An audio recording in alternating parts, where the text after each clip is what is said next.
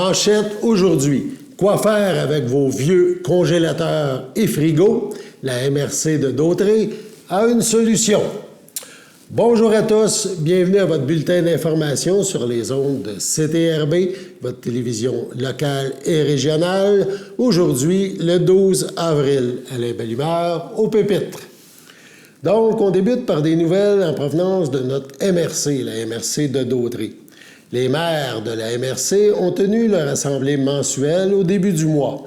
Plusieurs sujets étaient bien sûr à l'ordre du jour. L'un de ces sujets concerne un programme de récupération des congélateurs et des frigidaires. On écoute un extrait, on regarde un extrait de cette séance des élus. Environnement et cours d'eau, programme de récupération des frigidaires et des congélateurs. Donc, c'est pour un montant de 50 $ qui sera versé aux citoyens qui transportent eux-mêmes leurs frigos et congélateurs à l'éco-centre. Vous savez tous que frigidaire les frigidaires et les congélateurs, c'est ce qui pollue le plus. Quand un ferrailleur ramasse ça, on se retrouve avec des gaz à effet de serre qui se répandent. Donc, ça se fait à d'autres endroits. Donc, la personne qui va prendre la peine d'aller porter son frigo à l'éco-centre va avoir une note de prix et la MRC va y envoyer un chèque de 50 $. Évidemment, c'est pour encourager les gens à ne pas mettre ça au chemin et à aller les porter à l'éco-centre. Donc, ça, c'est pris à même le budget. C'est pris dans le budget de l'enfouissement. Évidemment, moins on enfouit, moins ça nous coûte cher, que c'est transféré, puis c'est pour donner... On va essayer d'encourager. Donc, ça me prend... Donc, proposé par M. Barthes, puis par M. Gravel, à ma droite, à ma gauche. Toujours lors de cette séance des élus de la MRC de Dautré, il a été question du service de sécurité incendie de la MRC. Premièrement, de l'acquisition d'appareils de protection respiratoire individuelle autonome et de compresseurs. Il y a eu octroi d'un contrat. Aussi du service, concernant le service d'incendie, de l'aménagement du fourgon de ravitaillement de l'organisme, un dépôt du rapport d'ouverture de soumission et octroi de contrat ont retenu l'attention lors de cette séance. On regarde un deuxième extrait. Acquisition d'appareils de protection respiratoire individuelle autonome et de compresseurs, octroi de contrat. Ça, c'est un appel d'offres conjoint que notre service d'incendie fait avec Repentigny et l'Assomption. Donc, on se regroupe pour faire des appels d'offres. Donc, la soumission la plus basse et conforme, c'est celle Aérofeu pour un montant de 991 373,09 $. Ça, c'est quand même important de nommer que c'est pas un choix. Ça prend des appareils respiratoires. Vous savez, je dis souvent chez nous, dans ma municipalité, des fois, on se dit tout le temps, on dit que ça coûte cher. Hein? Les municipalités, on reçoit les factures de la MRC, on dit, hey boy, c'est pas donné. Mais vous savez, autant une ville qu'une MRC, c'est pas une entreprise, comme je disais tantôt. On charge malheureusement ce que ça coûte. Mais dans ce cas-ci, le fait que ça soit des achats regroupés, on a sauvé sur nos estimations de départ à peu près 350 000. Qui est quand même important quand on fait des achats regroupés avec d'autres municipalités. Donc, c'est 391 300. Donc, ça me prend un proposeur, proposé par M. Turcot, appuyé par M. Villemeur, à ma gauche. À ma droite. 12-2. Aménagement du fourgon de ravitaillement, dépôt du rapport d'ouverture de soumission et octroi de contrat. Donc, l'appel d'offres est par invitation pour le véhicule 1631. Puis, c'est un véhicule qui est à Saint-Norbert, qui est la caserne 30. Donc, c'est un montant de 60 000 excluant les taxes. Puis, ça correspond au montant qu'il y avait eu pour l'estimation. Ça, c'était-tu le fourgon pour le remplissage justement des bonbonnes avec le compresseur, hein? Oui, c'est l'aménagement. Hein? C'est ça, c'est... Ouais. OK. Parfait. Donc, c'est bon pour tout le monde. Donc, ça me prend quelqu'un qui propose, proposé par Mme Sénéchal, appuyé par M. Gravel. Puisqu'on parlait du service de sécurité incendie, il y a une autre petite information qu'on tient à vous transmettre. Il est question de visite résidentielle du service de sécurité incendie là, sur le territoire de la MRC de Dautrey. Avec l'arrivée du beau temps, le service de sécurité incendie de la MRC débutera donc ses visites résidentielles de prévention incendie là, dans plusieurs endroits sur le territoire. Les gens pourront ainsi accueillir, rencontrer les pompiers et pompières du service prochainement. Ces visites ont pour but de vérifier, entre autres, l'installation et l'entretien de vos avertisseurs de fumée et de monoxyde de carbone. Ils pourront également répondre aux questions, fournir des informations pertinentes concernant les règlements qui concernent la prévention incendie. Les visites de résidence s'effectueront entre 9h et 19h tous les jours de la semaine. En cas d'absence, un accroche-porte là, sera remis. Vous saurez que les gens du service ont frappé à votre porte. Sachez que lors de ces visites, les pompiers et pompières seront clairement identifiés par leur véhicule, leur uniforme et leur carte d'identité. Donc, ça se déroulera là, prochainement sur le territoire de la MRC de Dautrey. Dans le cadre du mois de la transition, donc du Front commun de la transition énergétique, l'Assomption en transition et collectivité ZEN, ZEN pour zéro émission nette, le comité ZEN de l'Assomption Dautrey. Donc, ces organismes ont le plaisir d'accueillir Rodrigue Turgeon, qui est avocat et auteur, co-responsable du programme national Mining Watch Canada, cofondateur et co-porte-parole du Comité de citoyens de protection de l'ESCAR pour une conférence intitulée « Réformer la loi pour que le Québec ait meilleure mine ». Cet événement est prévu le 8 mai prochain de 17 à 19h à l'espace culturel Jean-Pierre Ferland à Saint-Norbert, c'est sur la rue principale. Le Québec est traversé par un boom minier depuis plus de 2 ans. Dans l'intervalle, le nombre de claims miniers a pratiquement doublé, nous dit-on. Aux 4 coins de la province, plusieurs projets miniers sont en phase de développement avancé. Pendant ce temps, la dette des sites miniers abandonnés ne réduit pas et des discours d'éco-blanchiment sont omniprésents. Face à cette montée en puissance de l'industrie minière, les nations autochtones et les populations locales exigent des réformes législatives ambitieuses pour le respect de leurs droits et de l'environnement. 1 an après une consultation nationale sur l'encadrement minier, le gouvernement du Québec mentionne ces organismes, tarde à resserrer l'encadrement des activités minières.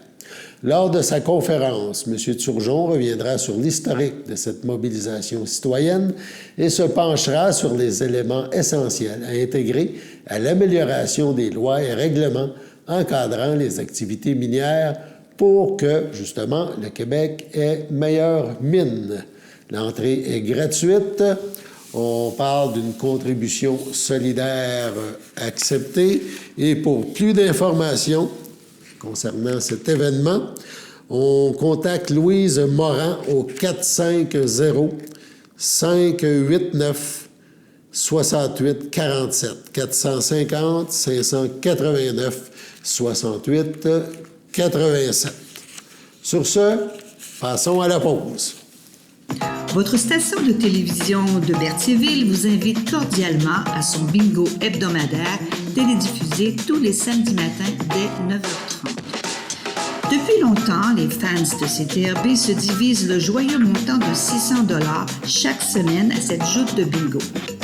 N'oublions pas non plus le super bingo mensuel d'une cagnotte de 2000 $ que vous pourriez vous partager chaque premier samedi du mois. Un moment de fébrilité qui pourrait devenir payant pour plusieurs d'entre vous. Pour vous procurer ces fameuses cartes de jeu, les dépositaires participants sont à Berthierville, le dépanneur Formule 1, la station-service Armois sur le boulevard Gilles Villeneuve, le marché IGA Extra Famille Mont-d'Or sur la rue Gabrielle Brissette, le marché Métro Boucher sur la rue Notre-Dame et la pharmacie Proxime sur la rue Frontenac. À Saint-Ignace de Loyola, le dépanneur Proxy sur la rue de la Traverse, la boucherie Aldo sur le rang Saint-Michel. C'est donc un rendez-vous hebdomadaire chaque samedi matin à 9h30 sur les ondes de CTRV, votre télévision locale et régionale, celle-ci toujours en haute définition. Toute l'équipe de CTRV vous remercie de votre fidélité et vous souhaite bonne chance.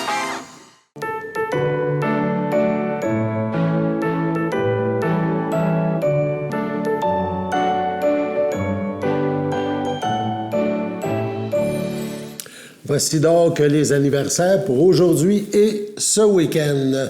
La FADOC de l'île du Port, en ce 12 avril, souhaite bonne fête à Gérald Massé et à Lorraine Sylvain.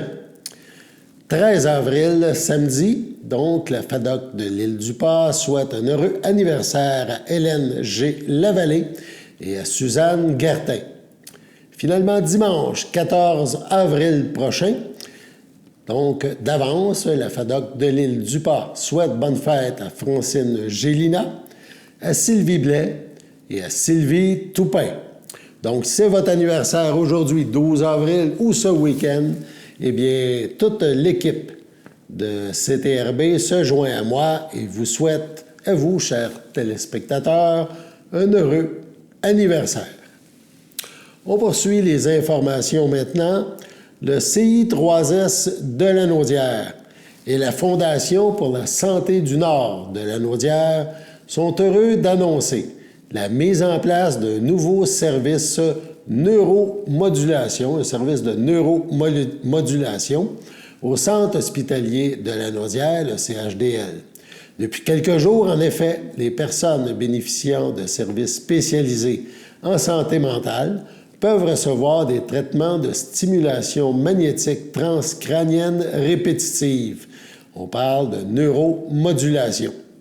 Ne requérant aucune hospitalisation ni anesthésie, la neuromodulation est une technique médicale efficace réalisée grâce à un appareil électromagnétique qui peut être utilisé chez les personnes souffrant de dépression majeure, selon un plan de traitement établi avec le médecin. Cette méthode est une avenue supplémentaire intéressante pour les personnes pouvant bénéficier de ce type de traitement sur référence d'un psychiatre. Ce service régional offert au CHDL par une équipe de psychiatres répond à un besoin grandissant et s'inscrit dans une perspective d'accessibilité et d'amélioration de l'offre de soins et du continuum de services en santé mentale. La création de cette toute première clinique de neuromodulation psychiatrique dans la région a pu être réalisée et rendue possible grâce à une contribution, une aide financière de 124 000 $ de la Fondation pour la santé du Nord de Lanaudière pour l'acquisition de l'appareil. Quant au CI3S, sa contribution réside notamment dans l'embauche d'une infirmière destinée à ce projet de neuromodulation. On change complètement de registre. La Sûreté du Québec demande l'aide du public pour retrouver Carl Boisvert, 17 ans, de Saint-Charles-Borromée. Il a été vu pour la dernière fois le 27 mars dernier vers 9 h dans le secteur de la rue Flavie-Poirier à Saint-Charles-Borromée, alors qu'il circulait à pied. Ce dernier pourrait se trouver dans le secteur de Joliette ou de Montréal. Ses proches ont des raisons de crainte pour sa santé et sa sécurité.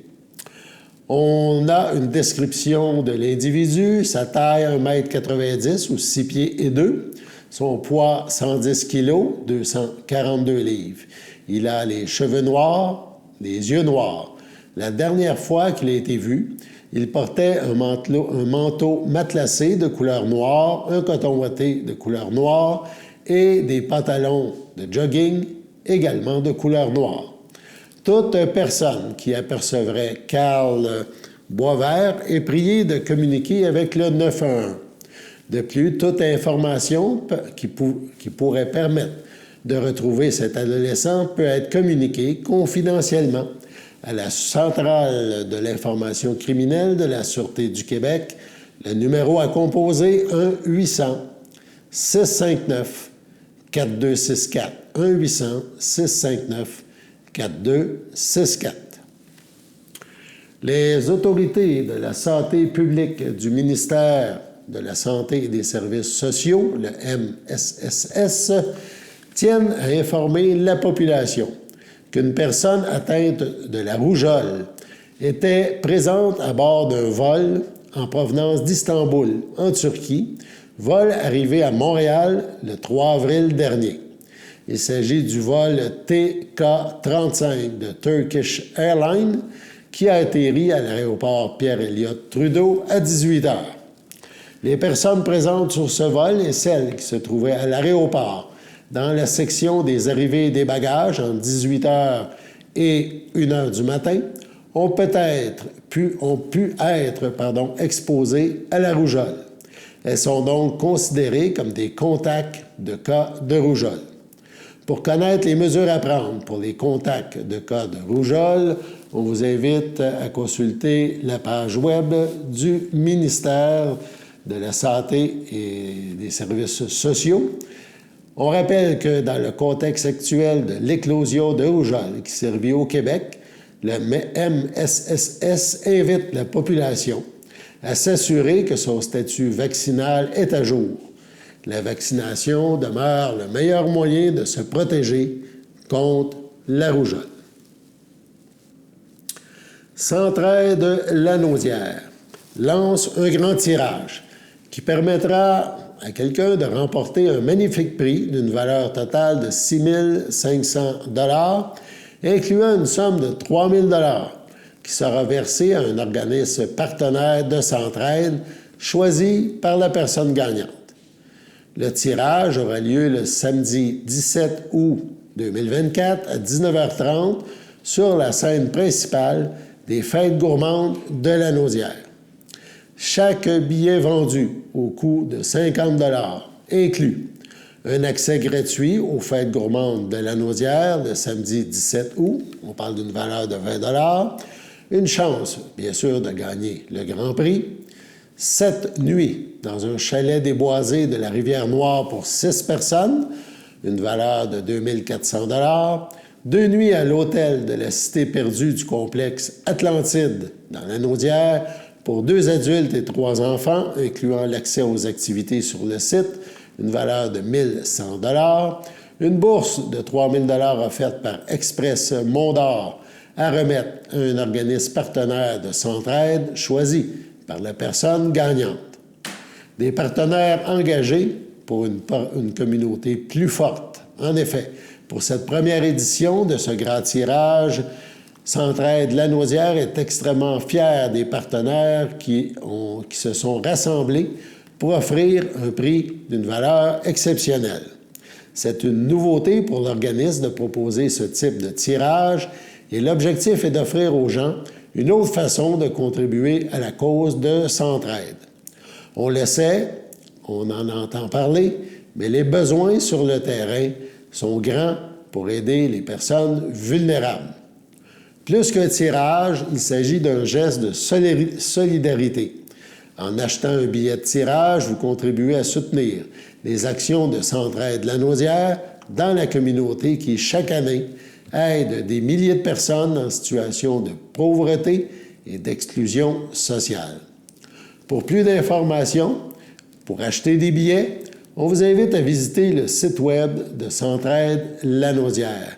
Et on vous invite à être solidaire et à participer à ce grand tirage de Centraide-Lanaudière. Sur ce, allons à la pause. Votre télécommunautaire régionale présente la loterie Moitié-Moitié. Pour jouer, visitez moitié-moitié.tv. Chaque semaine, 2 façons de gagner. Le tirage au sort et si vous trouvez l'as de pique dans votre enveloppe, vous gagnez le gros lot progressif. Les billets sont disponibles sur moitié-moitié.tv à partir de seulement 5 $. La loterie Moitié-Moitié au profit de votre télécommunautaire autonome participante. Visitez moitié-moitié.tv. Les tirages mercredi 19h.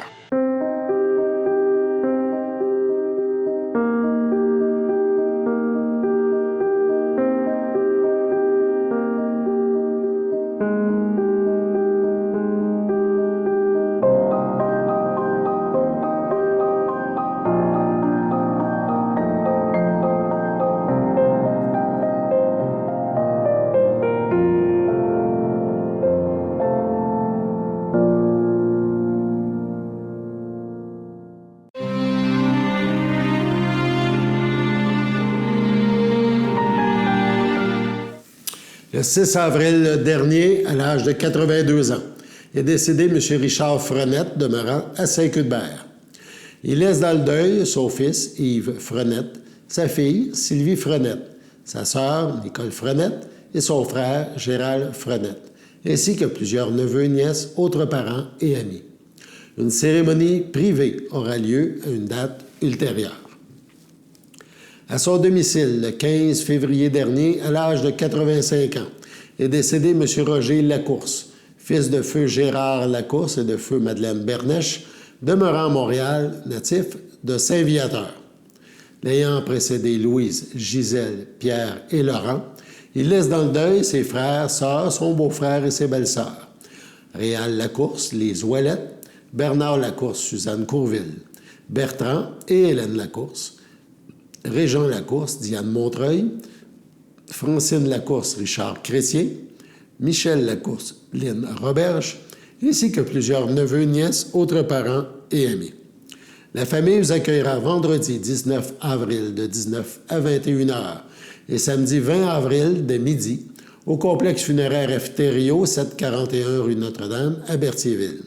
Suivra une liturgie en la chapelle du complexe à 14h30.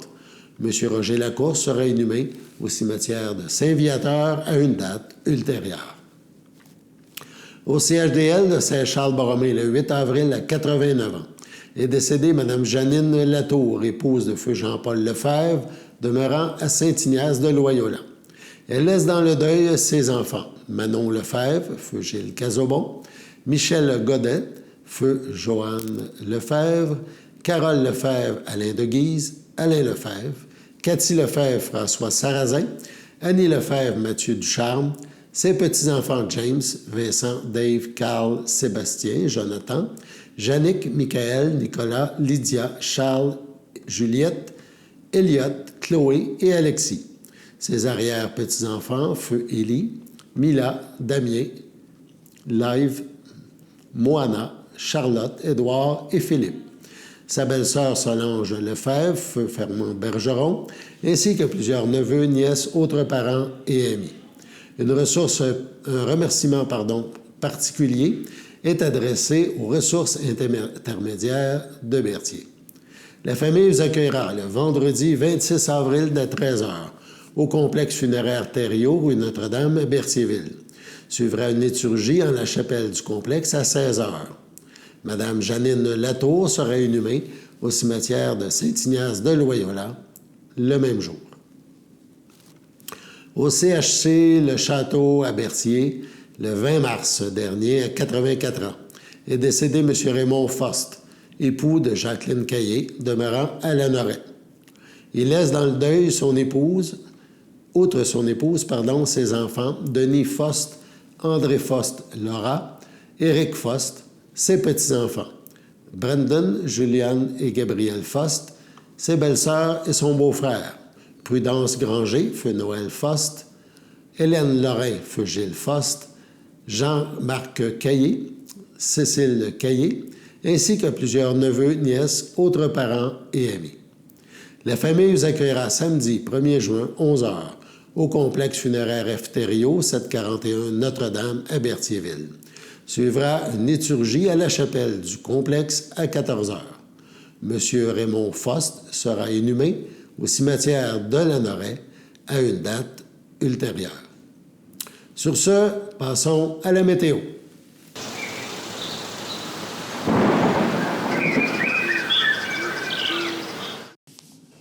Bienvenue à votre météo de cette fin de semaine. Aujourd'hui, vendredi soir, ce sera nuageux avec orage, une température de 12, un temps ressenti de 10, environ 10 mm de pluie.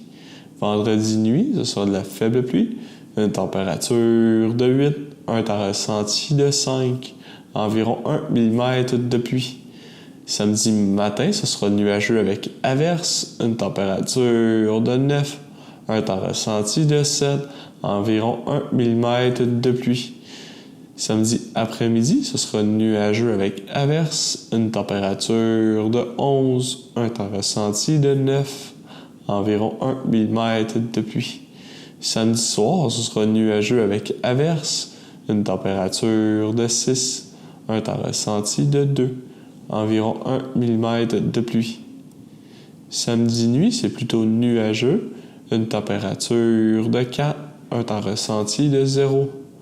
Dimanche matin, c'est un ciel variable, une température de 5, un temps ressenti de 2.